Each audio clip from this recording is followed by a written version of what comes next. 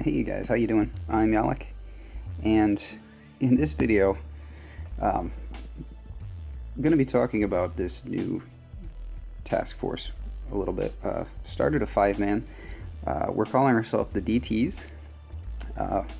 Group of friends here, very good players, and we've done the 5-man thing once before. Several of us have done the 5-man thing once before, but couldn't really commit to it. Right now seems like kind of a good time to commit to it because honestly other parts of the game are a little bit stale, so this is an interesting way to change things up. So we've been doing, this is only maybe a week in the making, Jesus, not even 5 days. Yesterday we managed to finish Foxtrot for the first time, so that was pretty cool. Just trying to build up force points right now. Today we're working on Foxtrot again. First hit was a fail, so we won't finish. But honestly, we probably weren't going to finish anyway because this blue water, not that blue water is the toughest base. If this were a 10-man, this would be a piece of cake. But then again, we wouldn't be running Foxtrot. But, you know, this is going to be a tough base to figure out some way to solo if it's even possible. It probably is. Everything's possible. But, man, that's a nightmare. With the shield and the rockets, everything, you know, so we shut that base off, just closed it off initially, and going after everything else,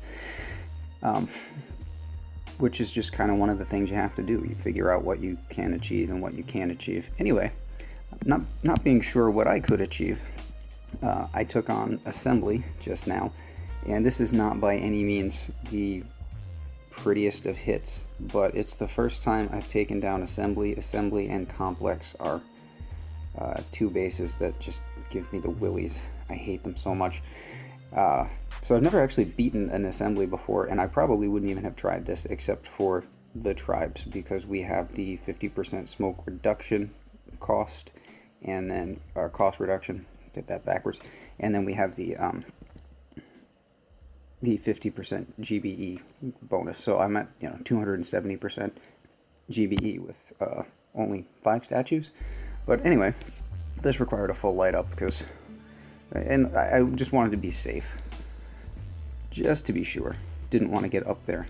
That's the thing with Assembly, it's a very long walk, and Complex is the same thing, back in that corner. Very long walk. So usually you have to be pretty sparing with the smokes. And we have a hot beach here, so that always sucks. So the landing gets a little bit, I just learned a new word a couple days ago. I guess the kids say janky? Yeah, I'm pretty sure that applies here to this landing. But that was really the biggest concern. Once I got past that, I was pretty sure we'd be okay, because the path is nice and straight here. We're going to funnel between these towers, and that's going to help narrow our troops down a little bit, so that they're easier to smoke. That one rocket on the beach. Things would have been so much easier without that there. And so after this, we're just, you're walking in nice straight lines, either one line or two, and either one of those is pretty easy to smoke. Here, I wasn't quite sure about the timing because I needed Bullitt.